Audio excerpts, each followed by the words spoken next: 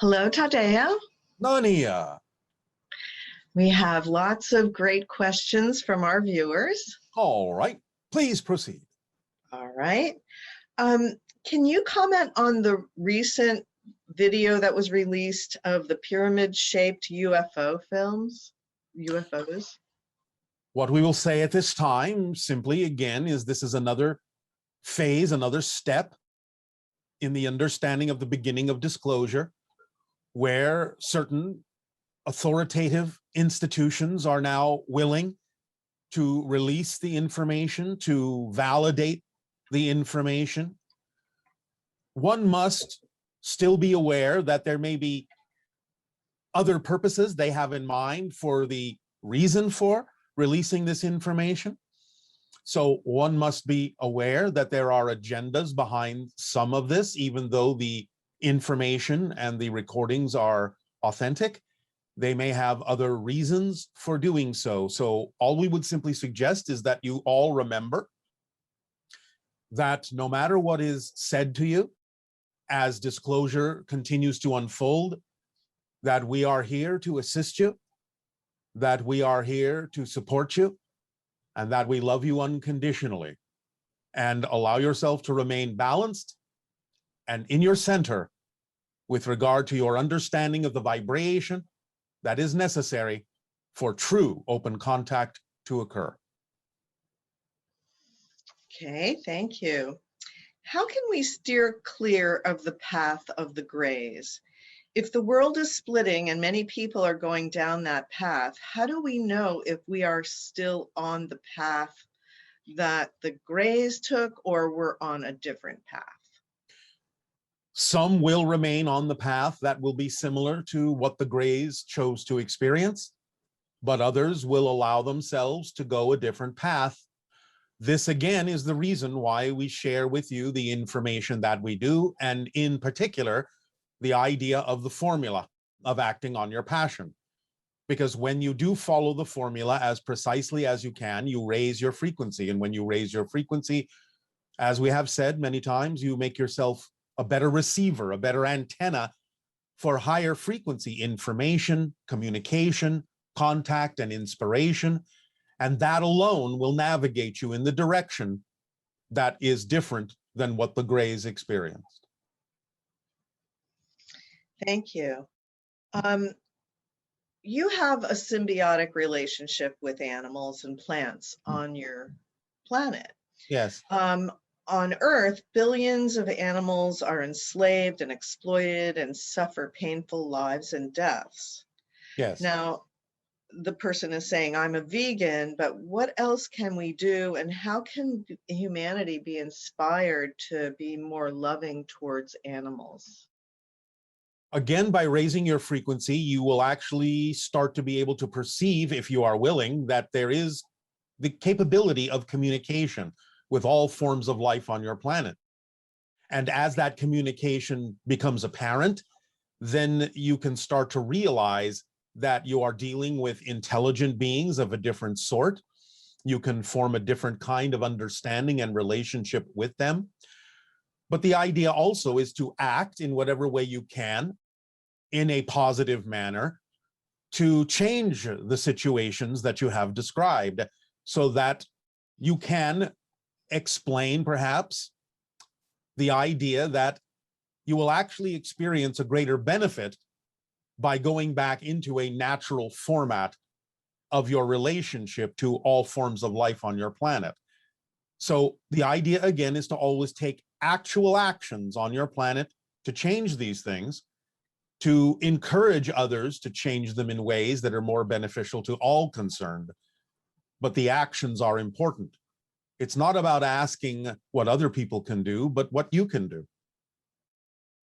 And for someone being a vegan, is that demonstrating a different kind of relationship with animals? But you, at the same time, you can't really insist that people become vegetarian or vegan. Correct. But you can educate to the idea of the relationship that you can have with animals. There are many, many examples already on your planet of circumstances and situations that are very clear and very apparent about the ability of humans and animals to communicate with one another in a variety of ways.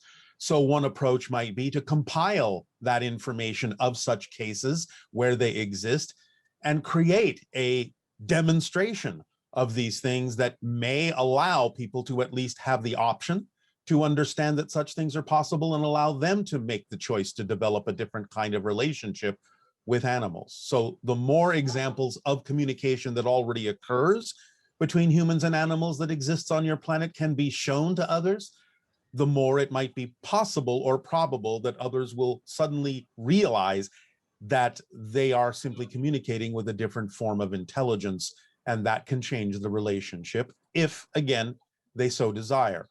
But it's not something that you can force. It's not something you can insist upon. And when animals choose to be incarnated here, or we bring them into our reality through our own consciousness and our own creation, it's hard to understand why a being would be willing to incarnate in an environment where they would be subjected to such treatment. Well, again, we have talked about this concept and principle many, many times. Sometimes because, again, it is understood that physical reality is temporary and not really real in the classic sense, consciousness of animals may be willing to allow themselves to experience these things in order to bring more awareness to the human population, so that you can realize that you are getting to a point where you no longer prefer such things. And the more animals that choose to allow themselves to experience that, the more likely it is that you will start to realize that's not what you prefer, that you will be empathic toward them and compassionate toward them because of the suffering they have endured. And therefore, they might be willing to endure that temporarily, because in the long run, you might finally realize that you can have a different relationship with them and not treat them that way. So, on the topic of polarization, the idea of experiencing negative and positive, is there at any point where you stop experiencing the negative polarity? And yes, it will always be available to you. You will become more aware of it, but you won't be experiencing it because you'll be choosing what you prefer without invalidating what you don't prefer. You will be choosing from a balanced state. And therefore, like our civilization, we no longer experience the negative, but we are keenly aware that it is always there as a choice. As we sometimes use the analogy of the yin-yang symbol, one side seems predominantly white, one side seems predominantly black, but in each there is always a dot of the opposite color, which means you always have the ability to access the opposite of what you've chosen, but you don't necessarily have to choose it. And you don't necessarily have to invalidate what you're not choosing. Just come from a balanced point of view. so, on like third density Earth, you are keenly aware of the suffering that is experienced and the negative polarity that exists here. Well, if you But, choose to be aware of it, yes. There are many people in third density that choose not to be aware of it, choose to right. ignore it, choose to deny it. However, in fourth density reality, the denial is much more challenging, because there are things that are more obvious to you when you come from a fourth density physical level of perspective, and you can start to really feel the links between you, and that anything that you consider to be someone else, another animal, another human, another tree, whatever it is, you start to feel the connection and start to see the reflection that it is simply, in a sense, another version of you, another version of all that is, that you are also a reflection of. So from fourth density level reality, I'll say it's much more challenging to create that sense of separation or disconnection. But in third density, yes, that's what you've been experiencing. And in fourth density, then the challenge becomes becoming aware of the negativity and the suffering, Yes. and at the same time maintaining the higher frequency state by interpreting what you're seeing in a new way. Is that Yes. Just being aware doesn't make it in any way, shape, or form difficult to be in the state that you prefer to be in if you don't label it as difficult to do so. and where does that differ from being uncaring because you're not being affected by the suffering that's existing. Again, that is making a linkage that doesn't need to be made, as if going into a state of balance or a state of compassion means that you're no longer a caring person. That kind of definition doesn't need to be created. Okay. So, like, I've noticed that if I'm with redwood trees, Yes. and then suddenly images or thoughts of other trees being cut down, old trees dying, etc., comes into my consciousness, that will immediately drop my frequency. Yes? No, it won't. It won't. No, of course not. Only if I have a negative reaction to it. Of course. You're in total control of your frequency, no matter what it is you're observing. So if you're coming from a level of understanding and compassion and seeing the bigger picture and actually taking the actions that can allow such things to be changed on your planet, then you don't have to necessarily experience a lowering of a frequency just because you become aware of a situation you don't prefer. So what that actually reflects is the idea that there's still baggage associated or beliefs associated with what it means to be caring, and Yes. so there's a new way to approach those ideas. Yes. Compassion is caring, but compassion is also a more balanced state that allows you to do something about what you're perceiving, rather than simply feeling victimized by it and adding to the negative energy that you're perceiving. Right. That's very helpful. Thank you. Yes. In the next 80 years, what kind of technological advancements do you believe we will see in this timing? Most likely, as we read the energy that exists at the present, since there's no such thing as a prediction of the future, because there are many probabilities, but the highest probabilities that we perceive in your energy right now is that within the idea of 80 orbits, you will definitely experience the idea of what you call free energy devices. You will definitely experience the idea of open contact with extraterrestrial beings, such as our civilization, which means you will most likely experience the idea of space travel in a very different way. And you will have more knowledge about your own history. You will have a different understanding of your path and your evolution. And your eyes will be open to many different things you are unaware of at this moment with regard to your connection to the cosmos, to other beings within it. And also, you will find that it will be very likely that within 80 years, you'll also be able to communicate much more easily in a variety of ways with what you call the spirits of the dead. Well, that leads to the next question, which is, are ghosts real? And can they attach to people and suck their energy? And is there a way that we can interact with ghosts in a positive, loving way? Yes, they are real because they're just people. They're just people on a different frequency level. They have changed their frequency into a non-physical presentation. So yes, they're real. Now, that doesn't mean that every situation that people think is a ghost, because there are many other things that can sort of mimic that effect, including the idea of situations and circumstances and activities being recorded, so to speak, in the fabric of space-time that can be triggered to sort of play back under certain circumstances that aren't necessarily indicative of something happening, quote unquote, live in real time. So sometimes a space-time recording can actually seem to be a ghost, but it is nothing more than the idea of a recording of an incident that may have already happened, etched into the fabric of space-time. Also, something else that can be confused for a ghost is the idea that as your senses expand, you may be more capable of experiencing people in parallel realities. And therefore, they may fade in and may fade out. And you may think it's a ghost of someone who's connected to your particular timeline, but it may be that you're actually temporarily viewing someone in a completely different parallel reality who may or may not even be aware of you with your ability to perceive them. But yes, when people pass into spirit, they can, if their vibration is lowered enough for whatever reason, appear to your senses within the range of your ability to perceive them, and you would perceive them in a sense as a ghost. Now, sometimes ghosts or spirits can appear to be very transparent, very ephemeral.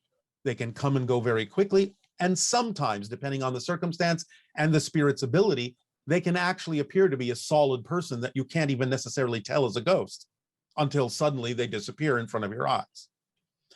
Now, the idea is that for the most part, with a few exceptions, you will find that most ghostly encounters or spirit encounters are relatively benign, and that anything that may seem to be in any way, shape, or form negative is usually just the product of a misunderstanding. Those spirits who may maintain a vibration very close to physical reality may do so because they have unfinished business. They may be attempting to get a message across to someone still living, and they can experience to some degree the idea of an emotional range and even frustration, maybe even anger. So sometimes it's really more like dealing with a person who simply has an issue, who simply has something they cannot solve. They can be helped to solve that if people become more sensitive to the fact that they are talking to people in a different state of being, and can perhaps engage them in conversations where they seek to understand what it is that the ghost may actually be desiring, what they need to say. It's not about trying to send them into the light, because they may not need to go yet. But the idea is, like anyone, form a relationship and attempt to understand what it is they need and provide what they need if you possibly can. That many times will settle them out, smooth them out, and then they may be willing to move on to the next level of spirit. Now, the idea is that, again, yes, sometimes there may be entities that are very, very upset and very angry and may do mischievous and semi-malevolent things. They can't in any way, shape, or form actually, quote unquote, attach themselves to you per se.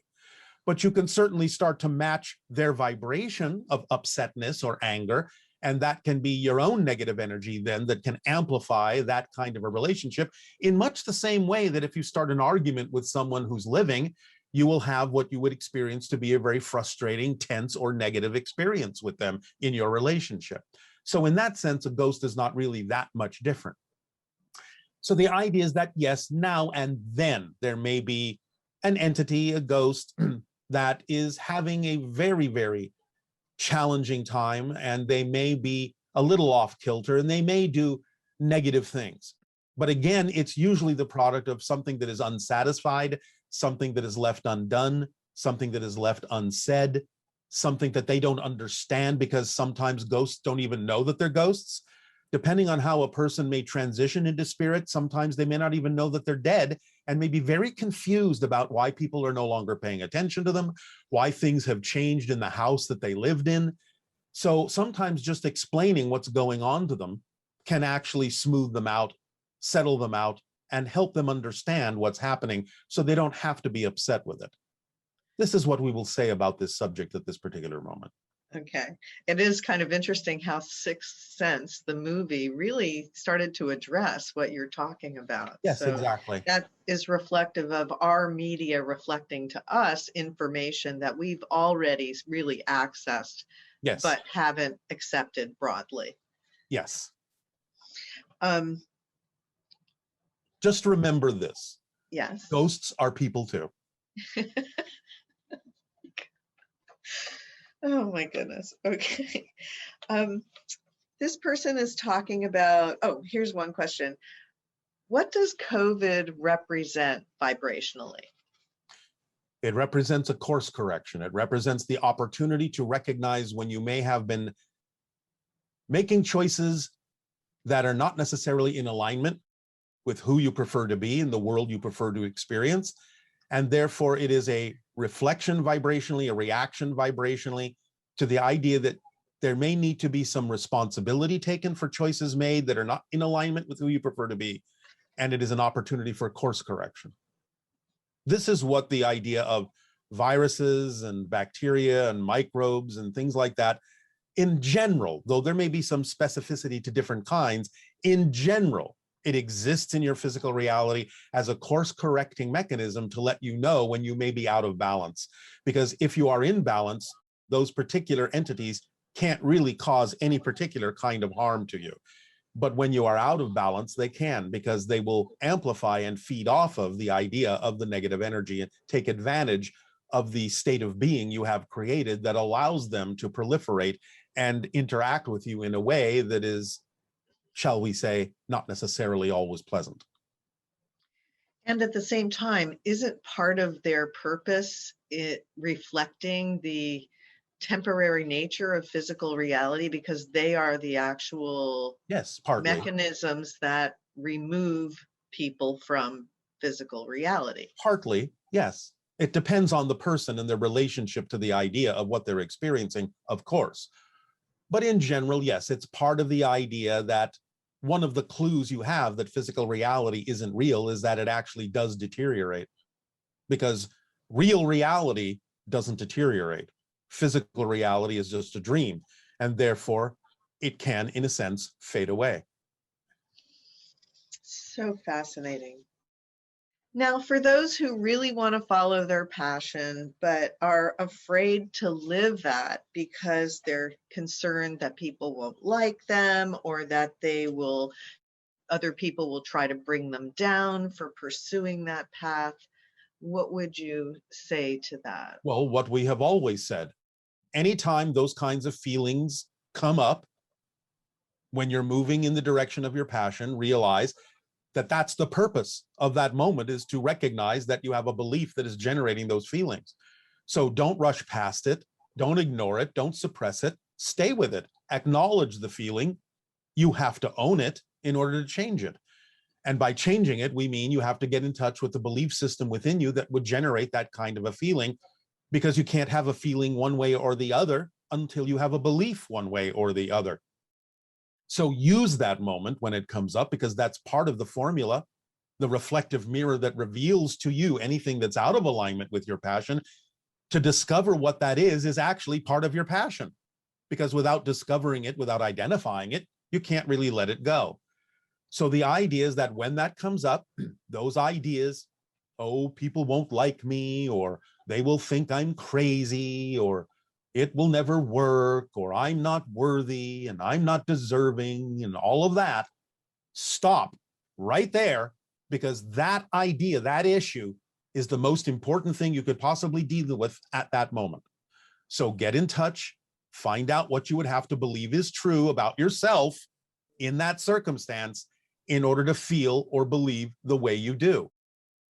Analyze it, understand it, really pay attention to what it's telling you, and then look around at the world and see that there are many other people doing things that you would prefer to do. And if they can do them and you can see them doing that without the same challenges you're having, then why not you too? Because when you really understand what the negative belief, the fear-based belief is saying to you, and you compare that to what you see other people are capable of doing that you would also prefer to do, then what the belief is telling you would make no sense anymore. Because why should you be different? Why should you not have the capability of being able to be like those people who are setting an example that you can be that way too? So as soon as the belief makes no sense anymore, it'll dissolve, it'll fade, it'll go away. You don't hold on to things that don't make sense. But you may have other beliefs within you that are making it appear to make sense. You have to find out what those beliefs are too, and really let them go. It may attempt to make you believe that something bad will happen if you move forward, but that's not a fact. It's just a point of view. And in listening to you share information with us about the formula, it may seem like it's very simple. And at the same time, we've noticed over the last number of years that you've been bringing this information to us, that it really does require a deeper process to be able to do it fully and precisely. It requires a deeper understanding. Whatever the process is you believe you need to develop that understanding is up to you and can change from individual to individual. So it's not an absolute given that it requires a deeper process, but it does require a deeper understanding so that you can act on all aspects of the formula more precisely. It's precision and understanding that is required. But when you do understand it more thoroughly and you act on the formula more precisely, without adding anything to it or taking anything away from it, you will see that it is absolutely sufficient to allow you to move forward in the way that works for you. That's why we deliver it to you. The idea simply is, once again, nothing more than a description of how you actually create your physical reality experience. So it is literally an instruction manual being delivered to you for how reality works. Just follow the instructions.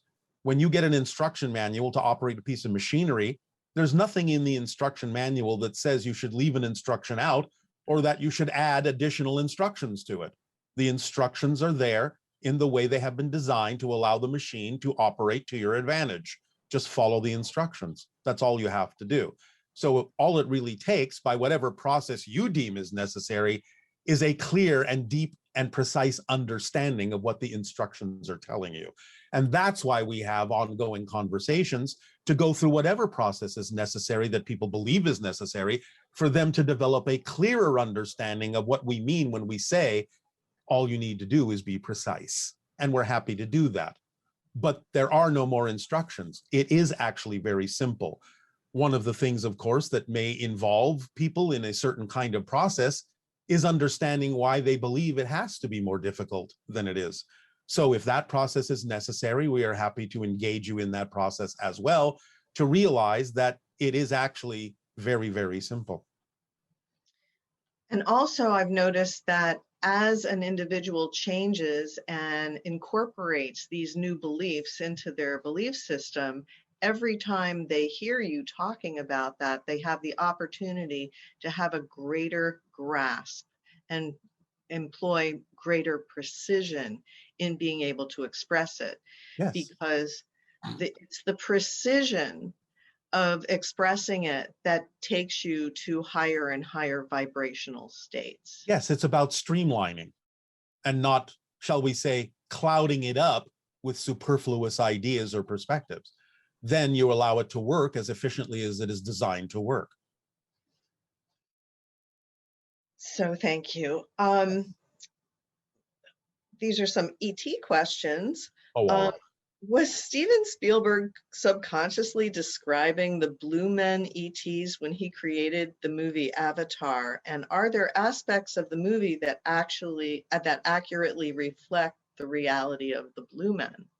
Well, first of all, Steven Spielberg didn't create Avatar. James Cameron did. Okay. The idea is, no, not exactly. It's kind of an amalgamation in those characters of a variety of things that have to do with connections to nature. The Blue Men idea is mixed in there to some degree unconsciously, but the idea really isn't as representative of the Blue Men as you might think. They're very different than that in a lot of ways. But where there is a similar crossover is the idea of the connection to nature, but that has many other interpretations and connections with regard to extraterrestrial consciousness as well. So it's kind of a synthesis or an amalgamation of many different kinds of things. It isn't really just about the idea of the Blue Men. Well, would you say that the Blue Men are the seventh hybrid race? No, they're very different. Okay. And from the time of the initial hybridization with Homo erectus, Yes. how much time has passed until your current civilization? Giving you a timeline for that is a little bit tricky because, again, remember that our civilization exists in a parallel reality that's on a different frequency than yours. And therefore, let's say our civilization has experienced, from our perspective, about 10,000 years of civilization. And we are about 3,000 years ahead of you, technologically speaking. So the idea of the Anunnaki and the creation of Homo sapiens, you're looking at something between or around about 300,000 of your years ago. So we are, in that sense, relatively recent by comparing the two timelines. But nevertheless, that's the best we can do in overlapping the timelines for you. And how did your civilization contribute to the creation of the seventh hybrid race? Well, we play our part genetically, as you will play your part genetically, as all the hybrid races that have been created play their part genetically in the overall mix. Because remember, we contain many different kinds of genetic material. And as the hybrids were refined all the way to the Yael and then the Shalanaya, which are the children which will come to live among you eventually, you will find that the genetic templates that have been created that will allow the hybrids to mix with Homo sapiens on your planet that are already also hybridized in certain ways will contain the energy template and the genetic expression that is necessary for eventually all of that genetic material to produce the seventh hybrid race, which will automatically be a blending of all of the other hybrids, including you, all of you. Will there be a lot of resistance on Earth to first the idea that we were genetically created by the Anunnaki? There will be And some. There will be some. But again, remember, you're talking about different Earths because, again, as they continue to split, or more precisely, as you become more aware of the existence of parallel versions of Earth and navigate yourself to the one that is more reflective of what you prefer, there will be those that will navigate themselves to the versions who won't necessarily accept that idea or be comfortable with it. But that's their path, not necessarily yours, if you are open to the idea that this is part of the evolution of the Earth that you prefer. But you have to make that decision for yourselves. um, are there any physical monuments currently on Earth that are symbols for the Anunnaki? Yes, some of the ancient ruins in certain places, such as Baalbek, such as some very ancient Mayan and Aztec sites, such as places like that, that seem, in your estimation, a little bit beyond the technology of the time that you attribute to those people who lived back then, do have either direct connection or offshoot connection to some of the ancient Anu and their bases, their headquarters on Earth. And how did they accomplish this genetic hybridization process? Is there anything you can share with us to help us understand that a little more Well, clearly? it's not dissimilar to what your scientists now begin to understand about how to do genetic splicing. There are other techniques they may have had that are a little bit different or more advanced than what you're experiencing right now, but it's not that dissimilar from what your scientists already understand about genetic splicing and genetic manipulation. How did they hide that information that that was going on Hide from it from whom? the Anunnaki who would not support that kind of behavior? Well, remember that they had traveled a very far distance. Communication between the Anunnaki on Earth and the Anunnaki back on their homeworld was not necessarily frequent. Did, Therefore, they simply avoided filling in their reports, so to speak, in a way that would allow them to do what they needed to do. so they were not telepathic then with their No, own civilization. no, not in that way.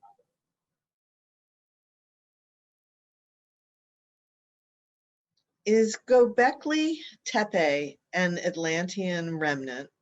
And can you tell us about Göbekli Tepe? Happy. To some degree, yes, it is an Atlantean remnant, although it is also part and parcel of something else we cannot discuss. But generally speaking, it was a training center.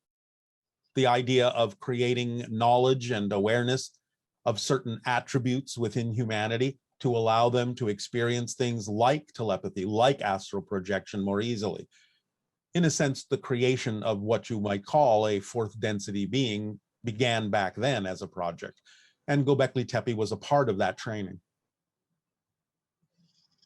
Okay, thank you. And when were the pyramids of Giza built? How long did it take to build them, and what purpose did they serve? They were constructed about 10,500 of your years ago, the ancient ones, the old ones, not the more recent ones that don't exhibit the same kind of precision. And these were constructed primarily as a way of continuing Atlantean science, of understanding how to preserve that information because of the destruction caused by cometary impacts on your planet. They knew that the preservation of the information had to be created in a way that wouldn't be destroyed should such a thing happen again. So building large stone monuments was one of the ways to preserve that information as long as possible, so that by the time humanity recovered from certain disasters, they would still have access to that information. And the Great Pyramid at Giza was also again used as an amplification medium for the creation of making it easier for astral projection and the accessing of higher level information by that methodology, and several other things. Okay, thank you. It took about 100 of your years to construct. So it was multiple generations on the project. Yes, because it was deemed to be that important. It had to be that precise. It had to be that preservable, because the priests knew that it would be a long time before humanity recovered to the point where they would understand, or at least begin to understand, the information contained within it. When the ancient people saw the extraterrestrials and they thought they were gods, did they look different to them? Like, what were they seeing? Do you know? Well, the Anunnaki were much taller than you are. 8 or 9 feet was not uncommon. Their skin was tinted very slightly blue, and so obviously they appeared to be very different. Plus, of course, they looked a lot more like you do now in the sense of Homo sapien than they did look to Homo erectus. So they did appear to be extremely different beings from what Homo erectus was used to looking at. And did they represent themselves as coming from the stars or the heavens? And that's part of why they were misconstrued Yes. as being gods. Yes, because again, they simply represented where they came from. And of course, in the nature of the ones that visited your planet over time, well, let's just say they found the story to be useful for the control that they needed to impress upon the newly created Homo sapiens in order to get them to do what they needed them to do. And was that then mimicked in the creation of some religious teachings and things Yes. like that in general? If the Anunnaki had not done what they did, it's highly likely you would not have any religious institutions at all today. You would simply have a more direct spirituality, as many indigenous cultures have developed. So, and again, part of that hybridization process was what resulted in the humans being limited and perhaps sort of addicted to power or control. Is that? Well, they were mimicking their gods. Oh. So the idea that the gods, so to speak, the extraterrestrials, exhibited and exercised the idea of power and control. And therefore, because of the way that they introduced their genetic material and impressed upon Homo sapien in vibrational resonance the idea of being, as you say in your literature, made in the image of God, then of course that created a cycle vibrationally, resonantly within humanity of mimicking and mirroring the gods, the extraterrestrials who exhibited those traits. Such a fascinating story, and certainly has brought a lot of interest from others in the cosmos. Yes, it has. To watch this unfold, yes. Yes. Can you explain to us a little bit about the difference between dimensions and densities? Yes. As we have said, densities are kind of like states within a country, and dimensions are kind of like different countries. So vibrationally speaking, You are going from third density, a certain resonant vibrational state of being, within the fourth dimension, 3 of space, 1 of time, and you're shifting from third density to a higher frequency of physical reality called fourth density, but still a physical expression. But when you go into fifth density, you'll actually be going into a fifth dimension. You're actually now crossing the border from one country to another, of going from physical to non-physical reality. So when people talk about the idea of becoming fifth dimensional and yet still remaining physical, they're a little bit confused about the idea of what that means. You can certainly tap into fifth density energy, and you can apply it in whatever way fourth density will allow you to translate that. But you don't become a fifth density physical being. And when you're fifth density, you're a spirit. So the idea is to understand the difference between levels of resonance and states of being within a dimension, and also the difference between one dimension and another, which can actually change your form completely, your expression completely. Whereas from third to fourth density, you can still recognize yourself as having a physical expression in a classic physical sense, even though you may be operating from a higher vibration and have more expanded senses, you would still consider yourself to be a physical being. Our civilization has evolved to the point now where we are transitioning from physical to non-physical reality. And that's why we are quasi-physical and sort of straddle the energy states of fourth and fifth density, meaning the fourth dimension and the fifth dimension, which is why we can exhibit traits of physical beings and traits of spirits simultaneously. But we still have a physical component. We are not fully fifth dimensional, fifth density. So like what would first and second density look like? That may be challenging to describe. Now, you have a kind of analogous representation to some degree in a story on your planet called Flatland, where the beings are less than three-dimensional, so to speak, where they don't understand the concept of height or depth, where the density is very, very low, vibrationally speaking, and they cannot necessarily imagine the idea of an up or a down. They can only imagine the idea of a forward, a back, a left, and a right. So they're very compressed into a very specific kind of densified focus of their existence of reality, their experience of reality. And it's sort of similar to the idea of how many people in your reality, in the third dimension, the fourth dimension, so to speak, can't necessarily understand the perspective of a fifth dimensional spirit being who can move through walls, see through walls, and all those sorts of things because of their particular perspective. So it's sort of a similar analogy to what you're not capable of perceiving, because you can't necessarily right now completely stretch your senses beyond the realm of fourth density as a physical being. Although to some degree you can exhibit some of that. And to some degree, a lower density being can imagine certain things that would be considered a philosophical point of view, but they're not really experiencing those things directly as they would if they were actually projecting their consciousness into a higher dimension. Did that make sense? To some degree, as much as my mind can stretch to understand. Yes. You can have just as much of a challenge imagining lower densities as you can imagining higher ones.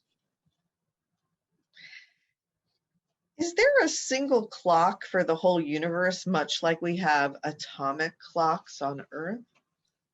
Well, if you're talking about the physical universe, then yes, it's what your scientists refer to as the Planck scale, Planck time. Because again, we have said that this is the actual tick of the clock of physical reality.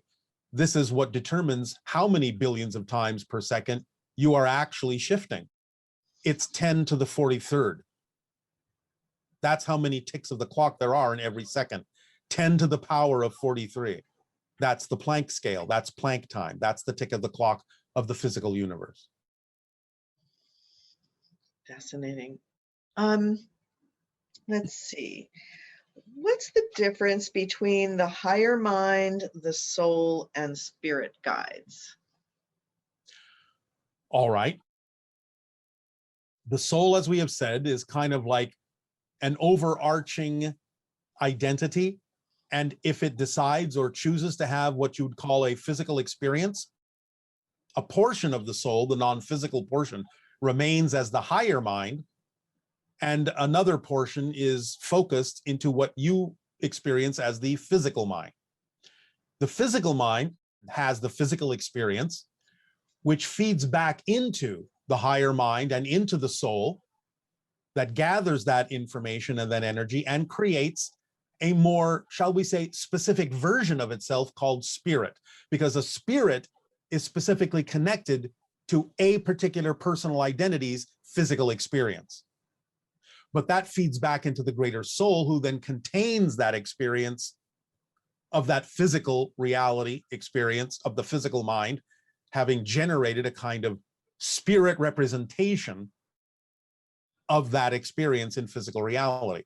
So a soul, as we have often said poetically, is like unfired clay, and the spirit is like the ceramic that has been fired based on a specific physical experience. Spirit guides are those that simply are in spirit and remain in spirit while you have a physical experience, and are there to help guide you along with the higher mind. So your higher mind is kind of like your personal spirit guide, but it's a portion of your own soul, whereas spirit guides are expressions of perhaps a different identity, a different individual who simply isn't, in your experience, incarnate at that moment, and who is willing to help you along with your higher mind, guide you in physical life.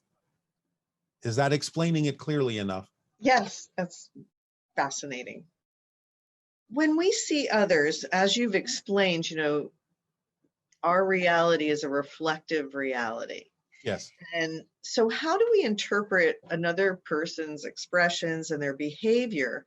Because we're actually seeing a reflection of our own consciousness. Yes, but you're picking up on the vibrations that they're giving off, and you are translating them as best as you possibly can, or at least in the most relevant way, according to your own belief systems, about what you need to represent them by.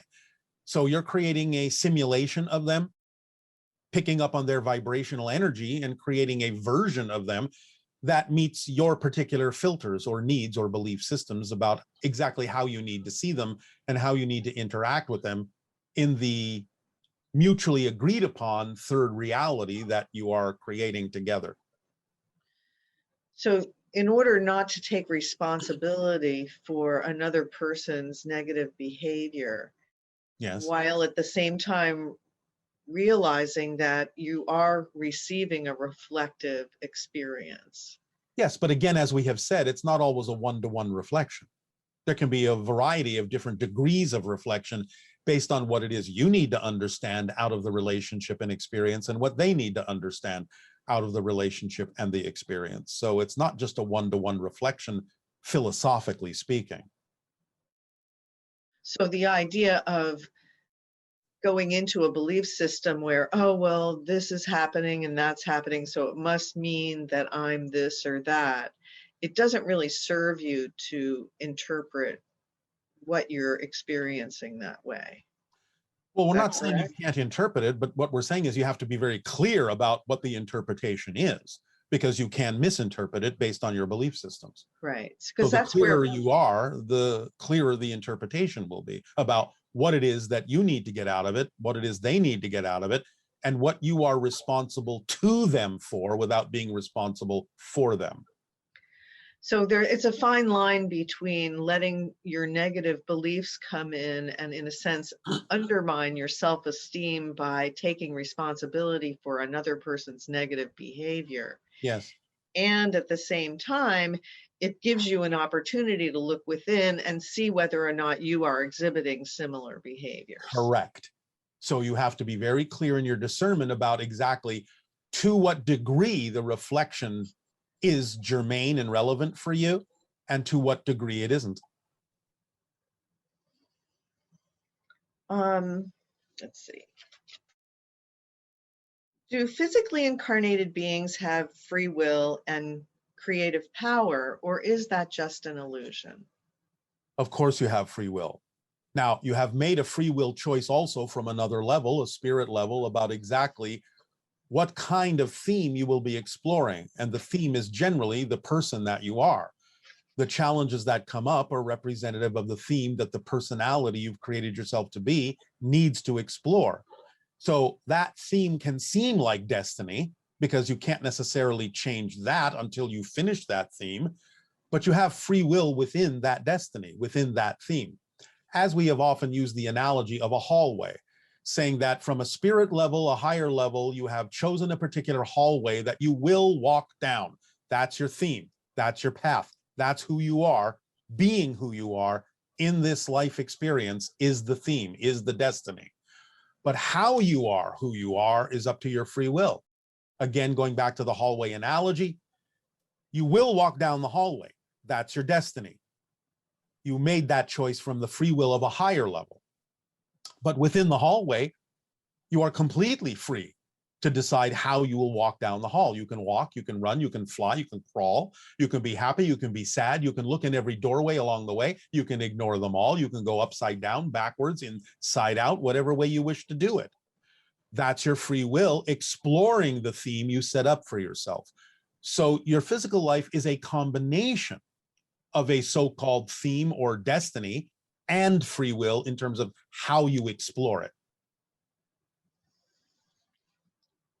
And so I know I have a question about this. So when we experience going down our hallway, and you've brought up the idea of surrendering to your flow, what Yes. exactly are you describing that we're surrendering to? You are surrendering to the vibrational state of the theme itself. In other words, you're in total acceptance of who you are as the theme. So when you make the choice to surrender to the way your life is unfolding and to Yes. trust that it's unfolding in a beneficial way to you, even if it's not exactly what you prefer, you're Yes. So this is where the free will and the destiny merge. In other words, you are presented with certain things in that hallway, because that's the definition of that hallway. That's the definition of the challenges that expose the theme, reveal the theme. But the idea is that you still get to decide how you will engage with that. So the surrendering to it and the acceptance of your true self is the idea of engaging with the theme in a positive and constructive way. Again, this is the fourth part of the formula.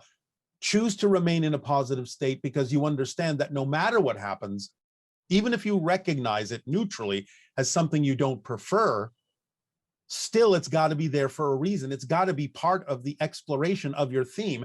And if you engage that exploration of something you don't prefer from a positive point of view, from a positive state of being, you'll be able to go with a flow of using it and getting a benefit from it in a way that will serve you, because you know it's got to be there for a reason that could serve you if only you will stay in the positive state that will allow you to experience how it could be used to a positive effect in your life. Because again, remember, it comes down to not mattering really what it is that happens, but mattering what you do with what happens. So staying in a positive state will allow you to get a benefit out of what happens, even if you don't prefer it. Whereas going into a negative state will only allow you to feel blocked by what happened instead of being more capable of using it to your advantage. Because remember, even on the simplest level, experiencing something you don't prefer, if you stay in a positive state, will allow you to recognize, if nothing else, that you've been given an opportunity to see what you don't prefer so that you can understand what you do prefer more clearly by contrast. And that's a positive way to use what you don't prefer.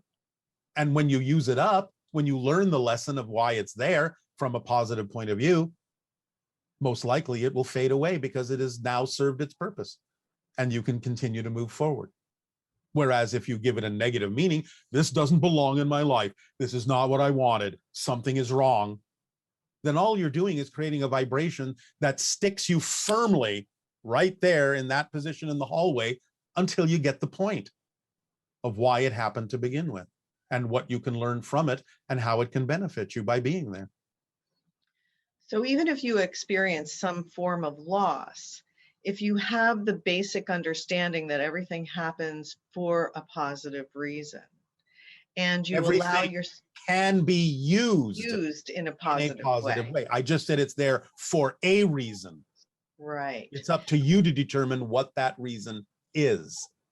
And then that allows you to stay in touch with your own flow and Yes. see how that can be a beneficial experience, even if you didn't enjoy having it initially. Well, And again, it's not about not enjoying it. It's about recognizing that it can be used to your benefit. And if you recognize that more quickly and more quickly and more quickly, then you simply come from a neutral, balanced state, and you can actually then start to enjoy anything that happens, even if it's what you don't prefer, because you will know you can use it in a way that you would enjoy to.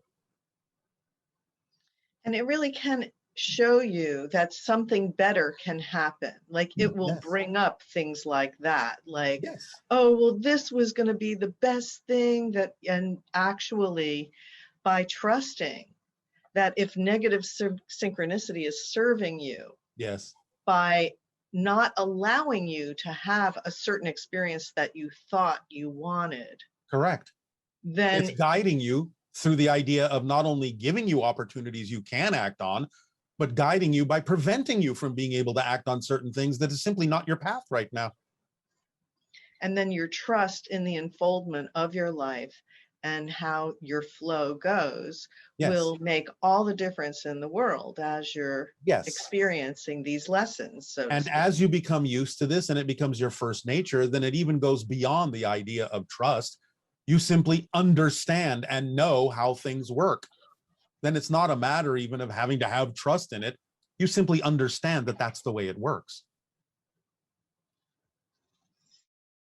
Okay, and then let's see if there's one last one to ask. Yes. You often say that don't invalidate what you don't prefer. Yes, because that sticks you to it. So when you In other say, words, you're giving it energy, you're feeding it by invalidating it, because invalidation is a negative energy, and therefore it compounds the negative energy of what you don't prefer. so when you say the word invalidate, can you express what invalidation is? Like, Well, in a sense, it's what we just talked about. It's sort of another way of saying, this does not belong here. This has no value to me. So invalidation is discounting the value, discounting what's happening in your life as if it didn't belong.